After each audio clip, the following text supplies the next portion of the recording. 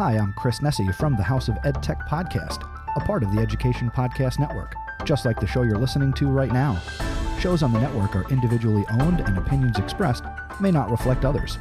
Find other interesting education podcasts at edupodcastnetwork.com.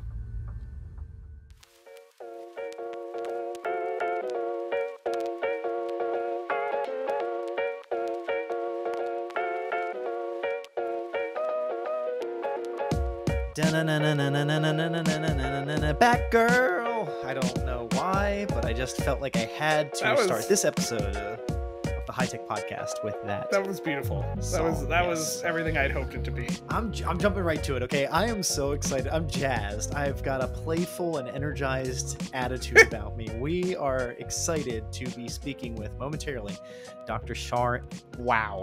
Dr. Sharon Lauricella. I tried to, put the words together. You're so jazzed you forgot to be like, hey, you're listening to the High Tech Podcast. In case they by the way, forgot, or the bat signal is high. You are here at the High Tech Podcast. We're having fun. No, this is an normal episode, except it's going to be an interview. It's me, Will Illingworth, one of your hosts, with that guy, Josh Swartz. My name is Josh. Yep, and I am also one of the co-hosts of the High Tech Podcast. Yeah. Yep, we're here. Pretty excited for this one. A lot of folks are bailing ship on Twitter. Respect. Hey, deal with what you got to deal with. But I am finding it still a gold mine. Okay, we just met our guest today through Twitter. We've met a couple of other recent guests on Twitter. I keep staying in contact with folks that we meet at conferences and stuff like that through Twitter. Like, hey, might not be your favorite owner or situation, but it keeps bringing us cool people. So I hope that y'all can respect we're finding more Twitter friends every single day. This has been a great opportunity. What are you doing, dude? You're at the beach? Yeah. So before we get into our guest, you may have noticed, like one of our past episodes, that my background is different. Will and I are doing this thing where we're rotating who goes to the beach to record. It's been our vibe. So passing in the night. Yeah. So Will, the last several episodes, if you've watched our episodes, you may have noticed his background kept changing / headset / whatever was going on. That was because Will was at the beach while we were recording a handful of the Opening AI series episodes. But I am here for this interview in the bunk room. You guys can't tell that, but there are bunks over here. I found a decent spot that was not taken up by a bunk. Room A. Yes, bunk room A, and technically the only bunk room. There's only one bunk room there. But it's still bunk room A. In my mind, my heart. Exactly. It's still there. But again, let's go back to what Will was talking about at the beginning of the episode, because where Will and I are located is not important. You now know we're here. We're the High Tech Podcast. We're all running in. But like Will said, we are interviewing Dr. Sharon Lauricella. I said it correctly, right? I'm good. Yeah. Okay. Perfect. Nailed it. See, I should have followed the principle. I just say it confidently, but I didn't. So you all know that I was unsure. We've referenced some bat jokes here because her handle on Twitter is Dr. Batgirl. That is how Will and I first met Sharon. Was through Twitter, connecting in several different places. This has been coming for a little while, if I remember correctly.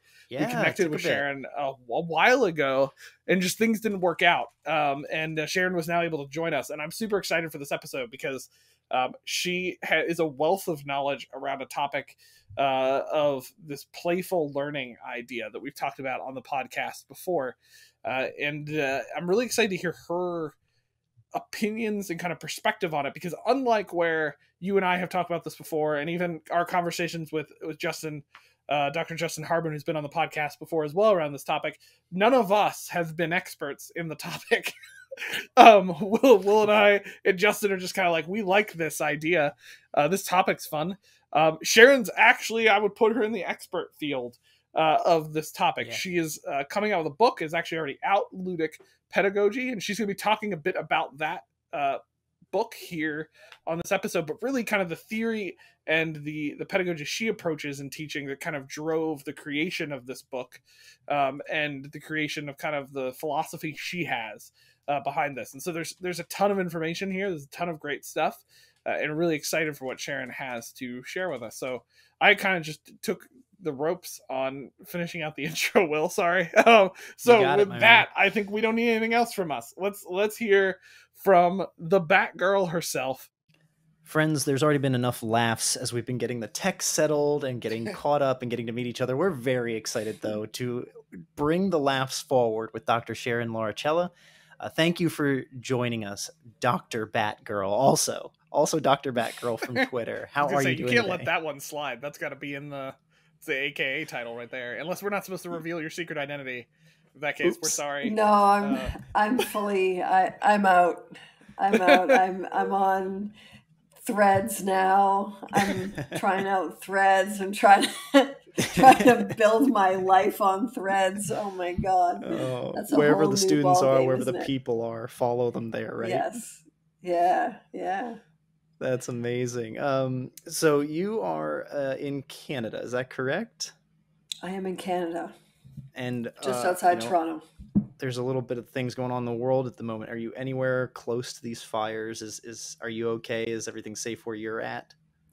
We are safe here just outside Toronto, but we do have a lot of haze in this area. Okay. I don't think I've seen the sun really fully for quite some time.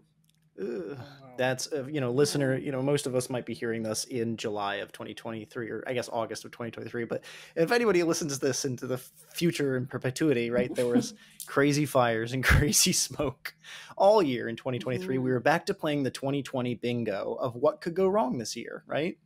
That was where we all were. We were stuck in our houses in the pandemic. Sharon, thank you so much for joining us. We're very excited not only for meeting Dr. Batgirl, getting to hear about some of the fun you're engaged with, but seeing a little bit about, I think, a book we were going to be hearing about. Before we jump into those details, would you mind giving us some background? What got you into teaching? How did this career, this alter ego or persona of Dr. Batgirl come to be? Well, I can address how I got into teaching. I think I was born a teacher. Okay. My dad, I come by it honestly.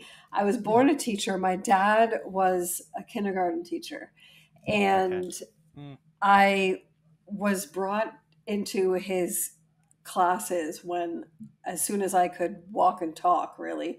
And I remember sitting and reading in these little reading nooks and thinking that was just the coolest place to be. I just loved it. I loved everything about school. I loved being with other kids. I loved reading. I loved all the activities. I loved all of that. And I think, I have always gone back to school in September. There's never been a September that I haven't done that. So, all through, going to undergraduate and then graduate school and then staying in education, it sort of never really occurred to me not to be in teaching. And, while I was in grad school, it's a very research-centric life, where everyone's head down into the research, into the studies, into the grants and the publications and that sort of thing. And that was very much part of my grad school existence, of course. But what really lit me up and what really gave me life was the teaching part. And I realized, whoa, something is different about what's exciting me right now. And I think I'm a little bit different. And, that can be a good thing. Everyone has that can be a very good thing in education. It can be. Well, it kind of, in some ways it's hard because being at an institution where research is king and, grants are king and publisher perish and that sort of thing, being the faculty member that is, the one who focuses so much on teaching and prides myself on teaching being most important, it's not always easy playing that role. But at the end of the day, teaching, I think for me is so essential, not just for me as a person, but also for my university. I find that when students go, when they're choosing their university, they're not going on campus going, oh, what are my professors' research agendas? Where are my professors' grants from? Does my professor hold $2 million or $6 million? 100%. So that, for me, like, the teaching is really where I'm able to connect with so much vibrancy in life. Yeah, I literally had that experience personally. I went to my undergraduate expecting to go into one degree, and I was just flipping through the book and I was like, what's this thing called TESOL, teaching English to speakers of other languages? And they're like, oh, the program manager's on campus, maybe we could meet real quick. And that was it. I met her and never turned back. I went into that program and loved it, right? But I didn't even know what it was until that moment where I looked at it in the book and they offered for me to meet her. And meeting her, I bought into not only the mission vision of her and her program, but like I loved the study, right? And that's proof, right? That I didn't know anything about what she was doing with it or research or wanted to be a historian or anything. Like, I wanted to do that teaching English stuff. Really caught my attention. Amazing? And arrested me. Yeah. I love that. A teacher changes people's lives. And now it also sounds like, a little bit from the front end, like you're an extrovert in typically kind of introverted career. Like education researchers can be pretty introverted, so you've got both sides of that coin, I suspect. Yeah, I hadn't really thought about that until very recently because I struggled during COVID. COVID really was a reckoning. I was home in the house with my pets and my children, and it was hard. And I really threw myself into online teaching. And, I saw a lot of people struggle with online teaching, and I really reached out a lot on Twitter with that.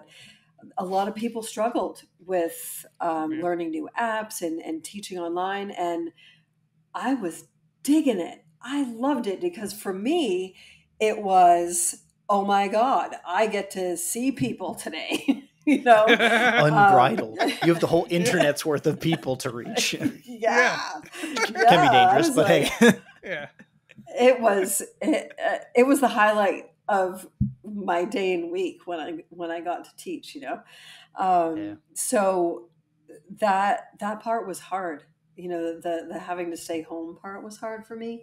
But the teaching part was so cool because I got to experiment with so many new and weird things. And I got my students on board. Like, have you guys tried this? No. Okay, awesome. Me either. Let's do it. You and me, we're in this together. Yeah. I love that. The experimenting and just wanting to interact and engage. You are a little bit of an oddball out in the researcher and faculty world a little bit, but I love it because you'd be a faculty member I would love to work with. So I love that dynamic though, and I think let's do it, Josh. Yeah, absolutely. Hey, for sure. Let's do it. I think this fun attitude and probably that desire to dig into, I don't know, maybe led to what this book that you come out with now. So let's talk a little bit about that. What's the book about? So Ludic, for those, we'll say the title here. Ludic Pedagogy, a seriously fun way to teach and learn, which I love this title. Can you explain a little bit about what led to the book maybe and what it's about? And even tell maybe the listeners, as you educated Will and I here a second ago, what Ludic means. As we're absolutely. Yeah, ludic means to play or to play games. It's a Latin word. So it's really having play and fun with teaching and learning. And the story of how this came to be is actually quite funny. It was in the depths of COVID. Like you remember the semester where everybody had to do emergency online teaching, where we all ran home in a panic and were like, this is emergency online. And we had to do that. Yeah. And then we had the summer, and then we moved into like legit online teaching and learning, where we kind of had to know what we were doing. So, because we had time, right? So in that summer, ish. So we Nothing were else going on in over 2020. the summer. There was that and everything else. So over the summer, everyone's on Twitter sharing everything that they're doing and not doing, and sharing best practices and worst practices and whatever. And I was online being my bad self, sharing things that I was planning to do with my online classes. And someone I didn't know posted something that said something like, everyone's talking about all this new ed tech and this and that, but has anybody thought about actually how fun any of this is going to be? And I was like, heck yeah, I want to be friends with you. So I replied to him and we got into this big, long conversation, bantering back and forth. And turns out he's Canadian, lives in Manitoba, and we were fast friends immediately. Awesome. So we then struck up an online friend, or off Twitter friendship. I ended up being super good friends with his wife, and then a month later, we said, you know what? I feel like we could write a book about this. And some 18 months later, the book was written. Wow. So, that's fast in book years, right? Yeah. In book years, it's pretty quick, but we came up with this framework where fun is the motivator. Fun is what motivates students, right? Like fun is there's 4 elements to this ludic pedagogy model. Fun is the motivator. This is what motivates students to come to class, to do stuff, to engage, to get in there. And then play is an activity. Play is what we can do with our students once we get there, once we either get online or in class or whatever. Right. And then playfulness is the third element, and that is the attitude. That's the attitude that you have when you show up for class, when you show up to do your reading, when you show up to do your assignments. And that's the kind of attitude that you embody when you take on this ludic pedagogy. And then positivity, the fourth element of this, is the affect. Positivity is the moods and the emotions that are evoked from this ludic pedagogy, that we feel positivity when we're engaging in this way with the material and with each other.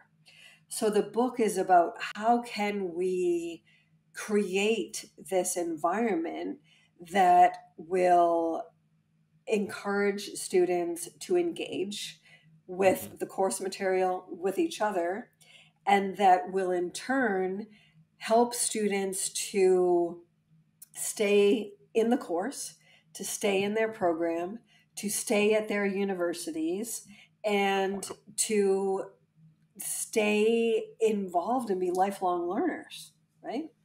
Not even to make it like, we all can assume maybe the value of making a moment fun, but this is talking about persistence. This is talking about life change. Not only will they persist through the course, through a week, through a hard time, but if this works, you've made them a more positive outlook. You've given them this opportunity to assume a playful status or assume a playful approach to life, just from hopefully a lesson, a unit, maybe a semester, trying to impact them. I was listener, full transparency, we know nothing. We are learning in live time with you as you're listening to Dr. Lauricella. I was writing that down. I just love seeing that relationship. I've always loved motivation theory and study. It's fascinating what gets us going, what gets us involved. The idea of focusing in on play. Okay, the activity is great. We all have activities, but are all of our activities playful? Not really, not usually. Attitude and affect, I mean, just not ignoring the human element of these things too. I mean, fun typically brings us towards the human element, but there's a scientific, there's a cognitive side to our humanity, I think, that plays into the attitude and that affect study. I'm just already so excited. I love all of this. Yeah, I really like this model. I'm making connections between, we didn't have a topic specifically dedicated to this, but in the past we were doing kind of a gamified learning topic, and we had a good friend of ours, Dr. Justin Harbin, on, and he was starting to dig into playfulness in learning. He had a whole mind map as he does. We were talking a little bit, and one of the things we were talking about was just this idea of how when you build kind of a fun environment, a kind of looking as learning as play in a certain extent, how you can kind of create this place where it provides more freedom for students to be willing to experiment and do things that they would feel less willing to do if it was more of a rigid structure. And we know from looking at learning science and looking at the way people learn, it's when they're in those environments where they feel more free to experiment and explore that they actually discover things more. They learn more. They learn what not to do or what to do. Like those all come together to create a healthier learning experience for students. So I'm loving kind of the way I think you've structured this a little bit more in kind of a pedagogical model here. It's really, I'm loving this. I'm loving the direction. So here's an impromptu, coming off of Josh's there. Like, do you address gamification as a theory, as an approach in your text? Because I see a big difference, and I'd like to maybe tease it out a little bit. But do you address that? Yeah, we do, and Keith is really good at talking about this too. We do address gamification and games. Gamification and games are two different things, right? So we can gamify topics and anything, and we can play games, which is a different idea. And one of the things I wanted to pick up on, Josh, that you were talking about, the safe space to take risks and stuff like that, and that's a little bit of a twist on games ever so slightly, and that kind of safe space where you can kind of fail a little bit because it's a game, right? Or it's a playful kind of thing. And it's like this attitude of playfulness. And I want to make sure that we delineate between fun and games and playfulness, because there are a lot of topics that are not playful, right? Like, I teach communication and digital media, and we talk about some serious stuff, like, images of death and images of grief, and like stuff that is not like fun or positive or like lighthearted. Like, this is serious stuff that involves very serious ethical consideration, and we it's wouldn't not want to make too light of that or turn that into a game. We're not doing that, so we have to still keep those boundaries.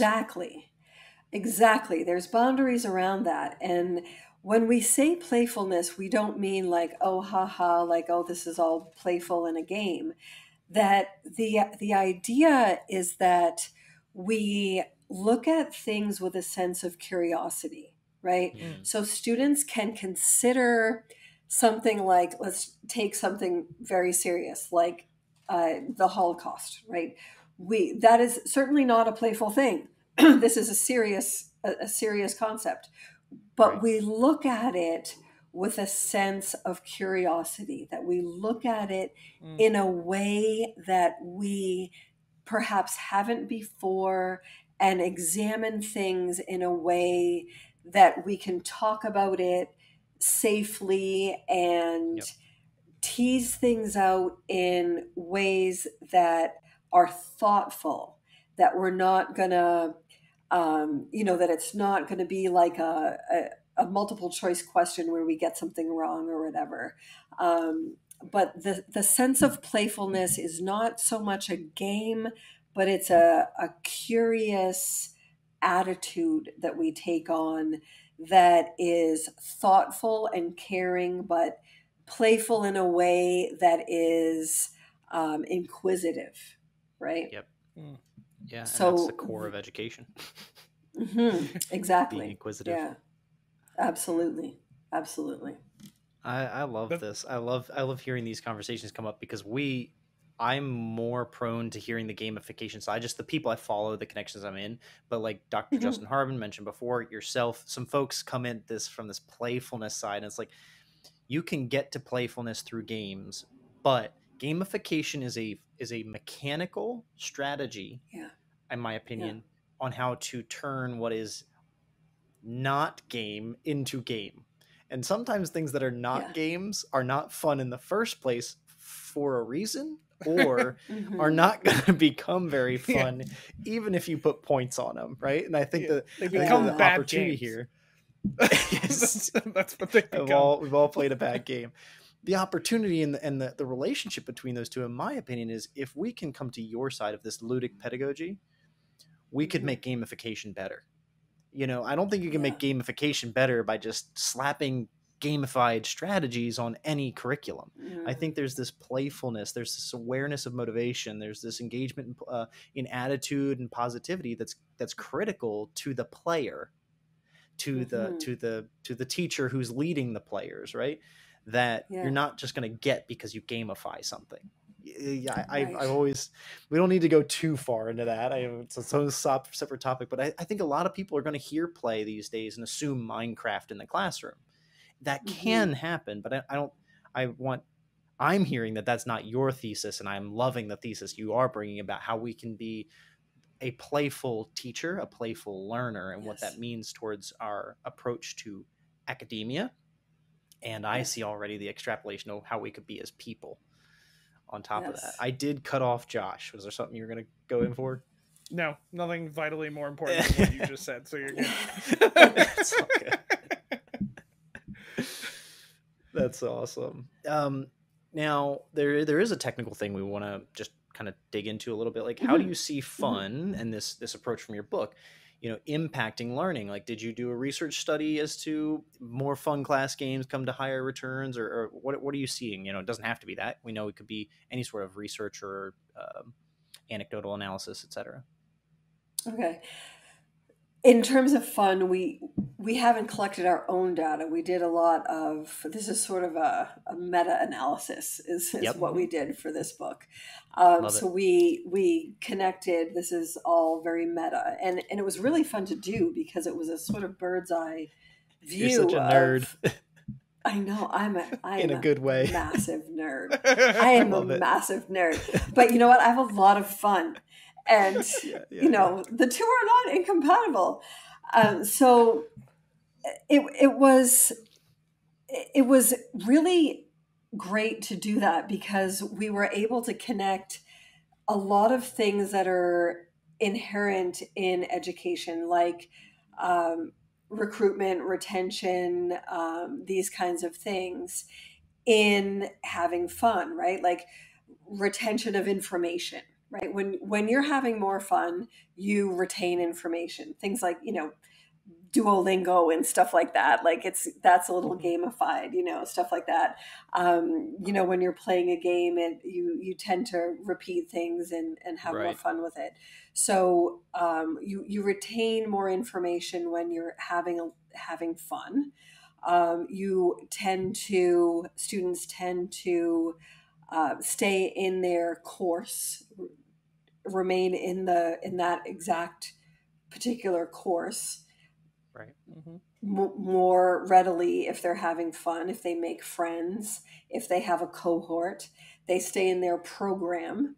If they are having fun, if they're engaged, that sort of thing. So student engagement is kind of the big buzz right now. Like, student engagement is at an all-time low, that kind of thing. So fun hugely changes student engagement, right? And that is like the big thing. I'm like barking up the Chronicle of Higher Education's tree about student engagement, right? Like, because they're all lamenting about student engagement. I'm like, you got to give these people some enjoyment. If school is a drag, if everyone is just dragging themselves to class and lamenting about it the whole time, no one's going to keep going, you know? And students, that's so, you know, it's painfully true. And where we're commodifying the degree, where if they just check the boxes, they get through, right? Like that's a part of a conversation we had recently is higher education dying?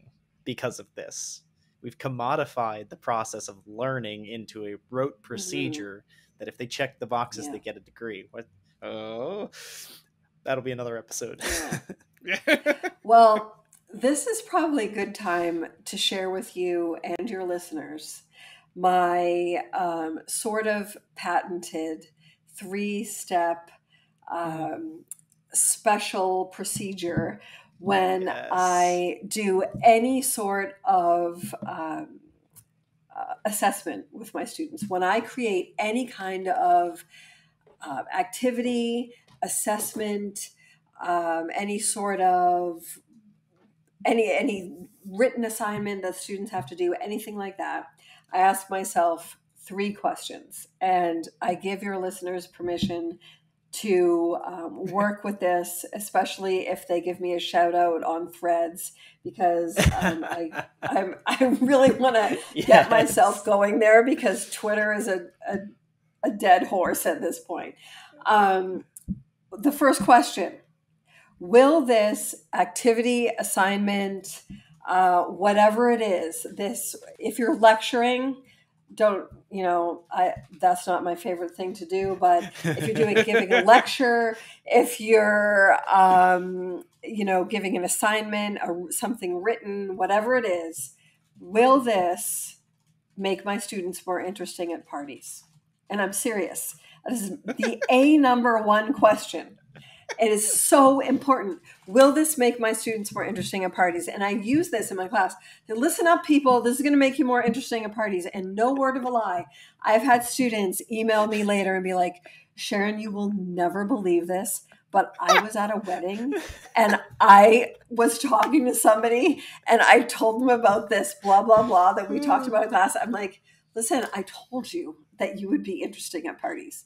So parties can be, we're using a loose definition of parties. I love it. Okay? I love it. I'm dying. I love it. Parties can be like, a family party, a family dinner, a wedding, something a little more upscale than hanging out at the bar. But, if you're an interesting nerd like I am, you're going to want to hang out with more interesting nerds. So you want other interesting people. So you want to talk about current news events. You want to talk about, other interesting things. So the thing about making your students interesting at parties is not only are they informed about important topics, right? But also, can your students understand what you're teaching them so that they can boil it down simply enough that they can communicate it readily to someone who doesn't know anything about this topic, right? Yeah. That's what I mean by interesting at parties, right? Can they distill that? And can they do that if they're really nervous and communicate that to someone who they find very attractive, maybe, Okay. So that's question number 1. Second question: would I want to do this assignment? Would I want to sit through this lecture? Would I want to write this paper?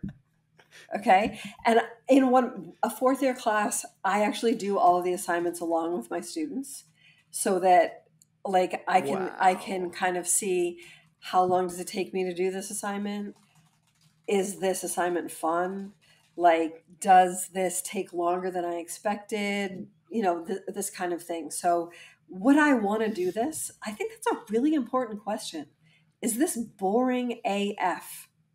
Yes. If it is boring AF, do not make your students do it. Why would you do that for your students? This is right? I'm loving these questions where we're hearing the Bruce Wayne and also the Batgirl, the Brucette Wayne. Forgive me, it breaks down, but I'm like, we're hearing the sciencey legit side, and then it's like, also this is boring AF. I love it. Yeah. If it's boring, would you want to do this assignment legitimately?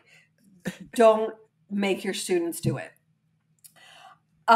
The other, I lost one of my earbuds, but I can still hear you. Because I'm Italian and I'm talking with my hands. I love it. For your listeners, I love it. I'm like all over the place.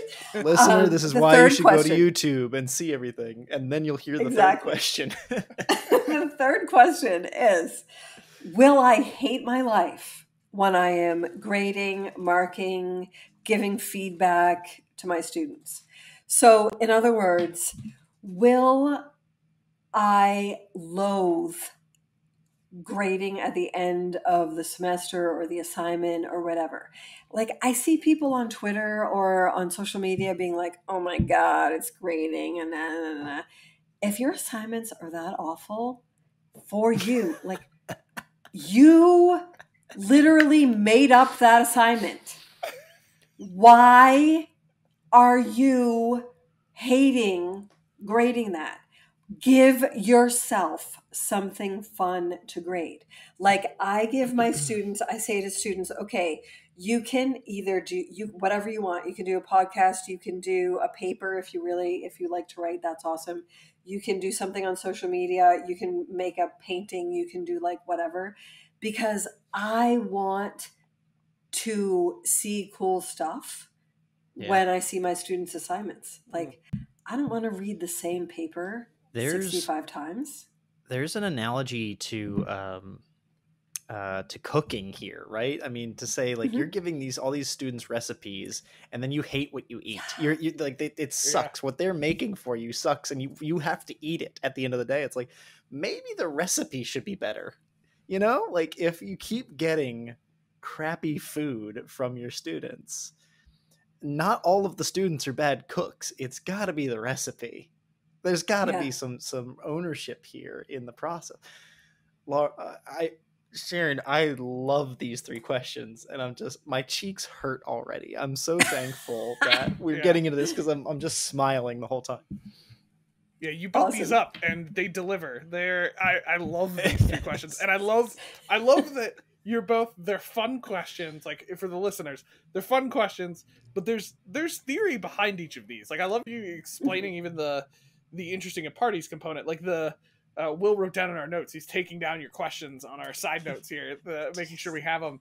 And he wrote down what I love you threw in there, kind of like, can they elevator pitch in a party type of idea? There's something really important about that. Like, is what I'm doing in class going to get my students to the point that they actually understand it well enough that they can go and repeat it to someone and not just regurgitate what you say, but actually distill down what they've learned? If you can get a student to that point, that's the win for me. Like if I can get a student out of my class, like walking out and actually being able to talk about what they learned and wanting to talk about what they learned, then we've done something right. So I love that. And I also love the 2 questions of just, is it boring? Well, I hate grading it, because I've had the same thoughts. You know, Will and I work with faculty all the time, and I'll be in conversations with them, be like, I hate all these papers. I've got to finish grading. And I've had the same thought in my head. This is fresh for me right now, Sharon, because I'm designing my course while I'm on vacation that I need to teach in the fall. And I'm thinking, I was thinking about this just the other day and talking about it with a friend, is that like I hear people talking about this. It's like, yeah, but you made the course. Like those are the things you put in the course. Like it's nobody else made you make those things there. Like that's, you know, you're the one who chose to have a 40-minute podcast episode. You're not from each eating student at someone else's at the end of the course. Yeah, like so there's something really valuable about that, like thinking through, because I think it helps. One of the things I notice a lot of times in teaching that's a difficulty, especially for those of us who like doing it, is condensing down what we want to have students do, focusing into what are the most important things. And I think what's really cool is your questions in kind of I wouldn't expect any less, in a fun way, help somebody start to think through, how can I distill down to the most important things that I need students to do and want students to do and that they should be doing. And I think it's awesome. I am going to myself be stealing these week, in case you were curious, as I'm developing my course. Awesome. I give you full permission. Steal away.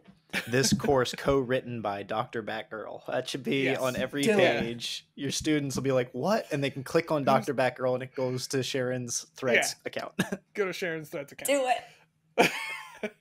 Well, I've like my Threads is rotten right now. Like I've got over 30,000 Twitter followers, and my Threads is like that's awful. The beginning. That's the beginning of every social, right? You got to start somewhere. Yeah, make the transition. I'm gonna build it up. Get my friends. I love it. Good luck. Well, good luck pulling those threads together. Nailed it. Good patented high-tech bad joke. So Sharon, we can talk about this forever. So to focus us back in a little bit and bring us back a little bit, one of the things in high tech that we love talking about, so as much as I hate to transition a little bit off this topic, is also to talk about apps. Like one of the reasons Will and I started this podcast is because we felt like we knew a ton of apps that everybody was just using, like Microsoft Word and Google Docs, and there were so many other things out there that they could be using. So I'm curious, I know you talked about on Twitter, you've seen a bunch, and I'm sure you've got like a little library of what you're looking at. What, if you could recommend an app for your audience, and maybe even specifically one you found that's been kind of good to use in this kind of fun teaching pedagogy, what would be one of those recommendations? Mm-hmm. Well, I'm a pretty big fan of Perusal. Yes. And Eric Mazur is just a really cool guy, and he's just lovely. Perusal has been a game changer with my students because it gets them to do the readings. The reason they're doing the readings more when they do Perusal is because the readings become social. Usually doing the course reading assignments is a solitary experience. Mm-hmm. When they do it with Perusal, it becomes social, and they can converse with each other. So, and I say readings, I use that loosely. With my courses, we do videos and podcasts and whatever else, all sorts of things. And I did a research study using Perusal, which is coming out hopefully by the end of August. And I can send you a link to that when it comes out. And I asked my students the benefits and challenges of using Perusal. And I'll tell you my favorite comment that I got. This whole thing passed ethics and whatever, and it was all anonymous. I have no idea who said this, and I wish I knew who said this because I'd buy them, some ice cream or something. But one of the students said, "I liked Perusal. It was actually kind of fun." And I loved that question, partly because of the fun thing. But the word I love in that is actually. And I liked it because the student was surprised that using it was fun, right? Like, wait a minute, doing the reading isn't supposed to be fun. This is actually kind of fun. Like, what did you do to me? Yeah. Yeah. What did you do to me? What is this? What is this sorcery? How did you make my vegetables taste good? I know, exactly. Yeah, exactly like that. So I like Perusal for that reason, that students find the social aspect of that fun. This fall, for the first time, I'm going to try Critic, which I've never tried before. With a K, right? Okay. Yeah. That is peer feedback stuff. Mm-hmm. I will report back to you on how that goes. Another app I use with my students is Discord, just because they're there and we use it for fun and like posting memes and things like that. Josh and I always have Discord running. It's it works. Yeah. I love Discord. I like it. It's perfect. Very cool. Wow. I mean, that's awesome. I think, except Critic, we've done an episode on Perusal. We've done an episode on Discord. We both love them. We've actually had Perusal's CEO. Was it Brian? I don't want to get that wrong. I think it's Brian Litkoff. He was on with us Brian. before. I was looking up the episodes on the side because I was curious when we did them. Josh we talked about it's been a while. We talked about Perusal back in episode 12. Will and I had discovered Perusal, and not shortly after that, we talked to Brian Litkoff. I think Litkoff. Yep.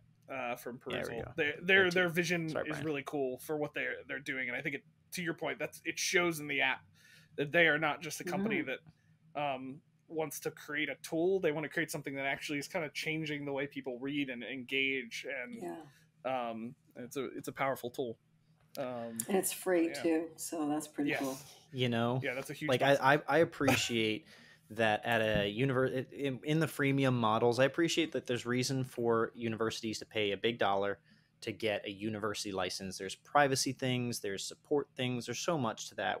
But if I'm a teacher trying to change something, could y'all just get out of my way, please? Like, get the teachers teaching. And I think that that's a lot of Perusal's attitude towards it that we really appreciate. I have to, just to be sensitive to your time, begin to stop us there. Thank you so much for all of this. This will hopefully not be the end, not for us at least. Sharon, where can folks find the book? Is this out on the entire web? Is there a specific place you want to point them? Sure is. I would suggest that people get it from their local bookseller. However, it is available on Amazon. It is available on any major bookseller. Ludic Pedagogy. Great. Excellent. I didn't go with the big A. I didn't say it. I wasn't going to say it unless you wanted to. So, right, it's it's very easy for a lot of folks. It's big support in that way. But I agree, if you can get it locally, it's always great that way. We'll make sure your socials, including your thread, are with the episode page. And we just thank you again. We're going to do a little debrief here in just a second. I think the only way to summarize that conversation is it was fun. That was some darn right fun times. That's the feedback we would put on Sharon's course evaluations. Yeah, that was actually fun. Yeah, there you go. That was Sharon. There's our non anonymized research level feedback. It was actually fun. Yeah, all our guests have been fun. But that was a fun, really, really fun conversation of just digging into this idea of playfulness and kind of this engagement way to learning, taking ourselves a little less seriously, not necessarily like disregarding serious topics or underplaying serious topics. I appreciated that Sharon got there in the conversation, but this idea of viewing learning as something that's actually fun to do when we do it well, and engage with it, and having kind of that freedom to be curious and dig into topics. I really enjoyed that. Yeah. And to the point that, like the Holocaust, rough things, like it's okay to talk about those. You can still put them in playful courses. But I think one of the points that was at least implicit, but I think is a part of what Sharon's getting to of playfulness, is that your students, when you're in the most playful things and doing the game like things or fun activities, they can be high, they can happy, they can be, they can be upwards with their emotions. But when they go into those more negative or harder subjects, they don't necessarily have that happy high emotion, but they're just like, okay, we can still, like she's saying, approach this inquisitively. I can be respectful. I can be calm and quiet about it, but not, I think she's got the point of like, sometimes the hard things, unless they're grotesque, unless it's violent, I hate to say it that way, like unless it's like the hard negative things that are like rough in front of you, those catch attention. But if it's like, let's study the Holocaust, like people can get unfortunately bored with something that's very somber.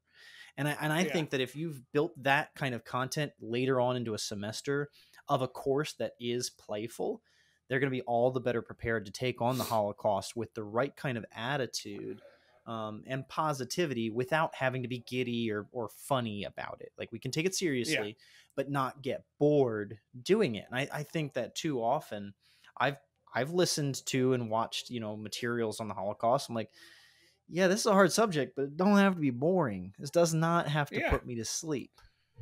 Well, I think that's the core difference, right? Is that it's not about, I think I love that Sharon is coming from a higher ed standpoint too, because we have this interesting dynamic, and I think this shows up in K-12 too, but it's this interesting dynamic in higher ed where it's like, when you talk about the idea of it being fun, it feels like the pushback a lot of times in my experience is, well, we're not just looking to entertain everybody, or to make light of topics or any of those things. And that's not really what, like, Sharon or anybody who's perpetuating this is looking to do. They're actually saying, no. It's not that we're trying to just make everything a game or overly exciting and all that type of stuff, but that it's actually learning these topics can be exciting. All these topics that we look at in classes, and yes, there's some stuff that some of us are just never going to be interested in, but maybe we would be if somebody came to it and shared with us why they're excited, why they are willing to engage into this, what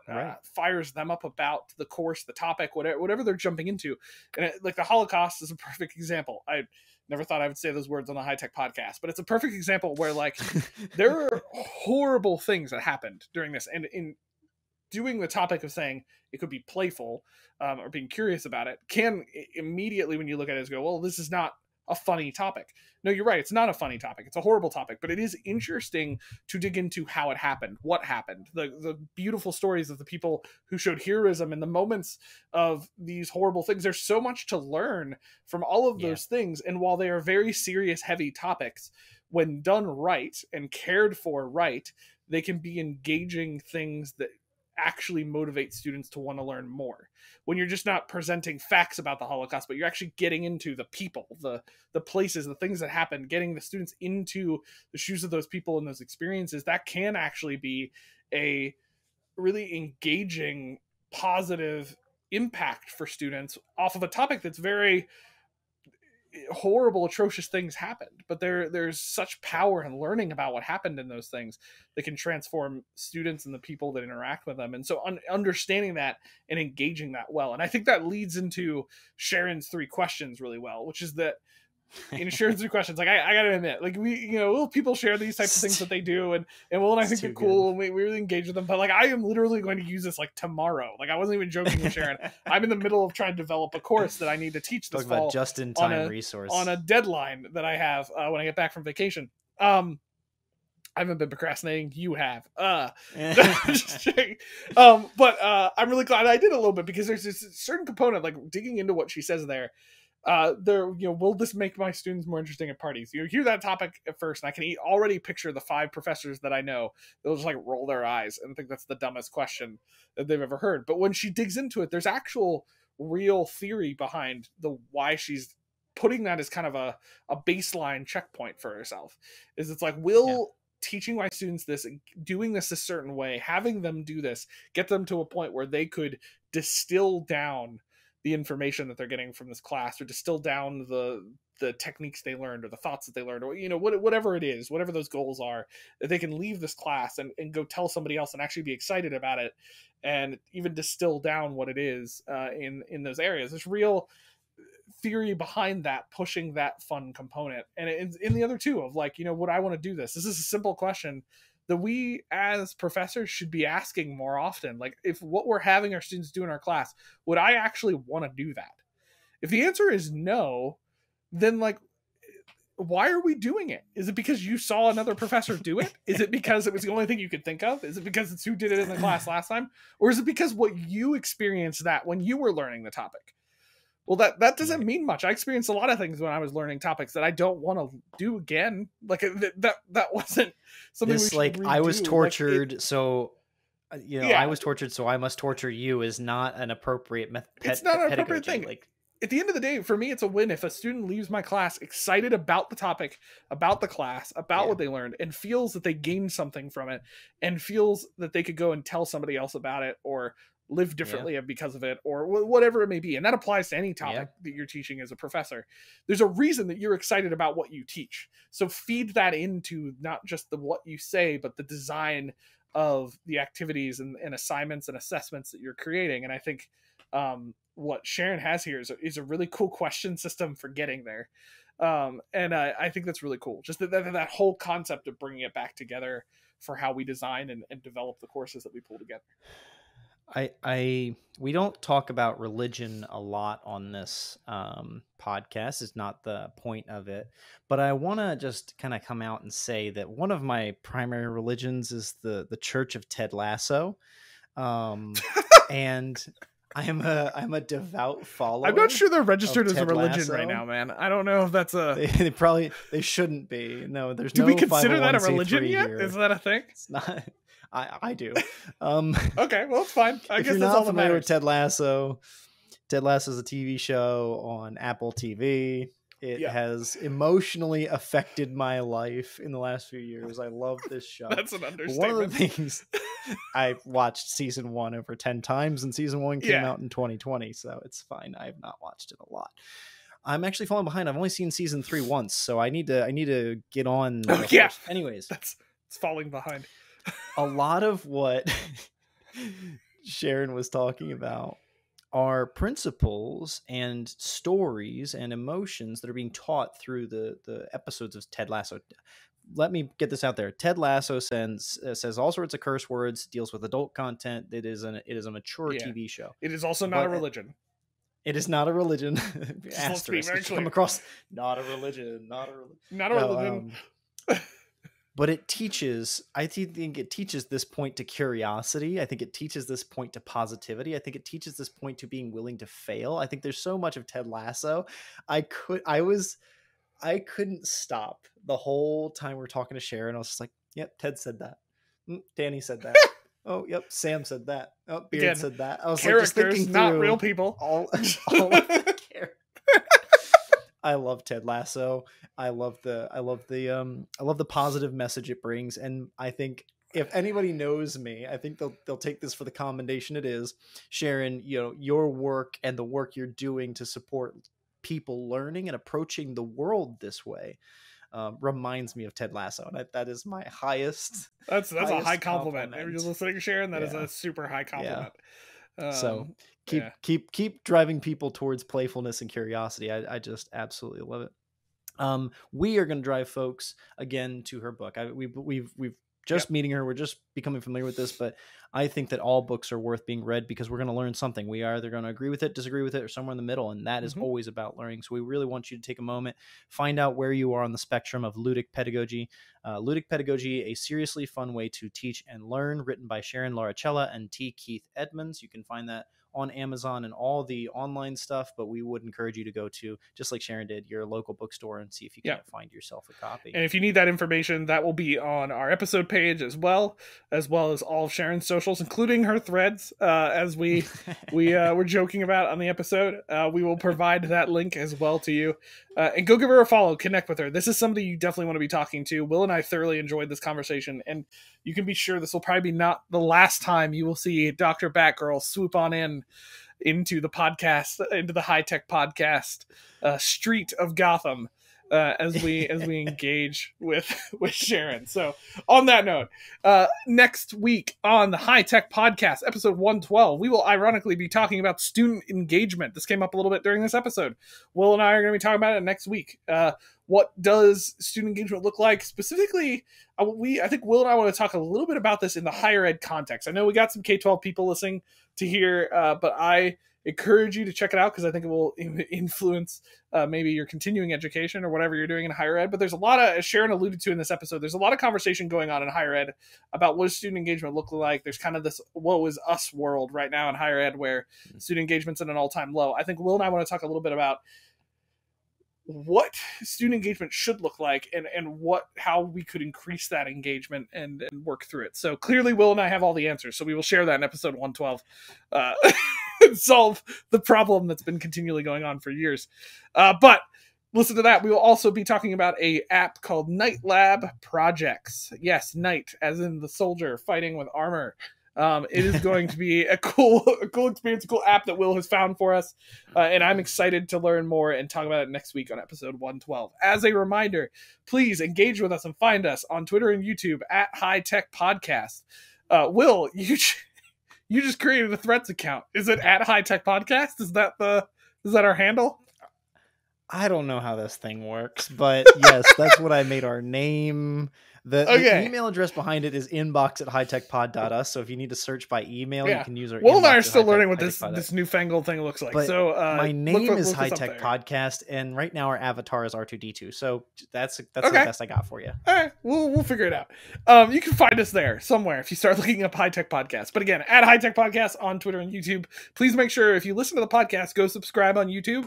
I know we have a lot of people listening on podcast platforms like Spotify and Anchor. Well, now that's just Spotify for podcasters.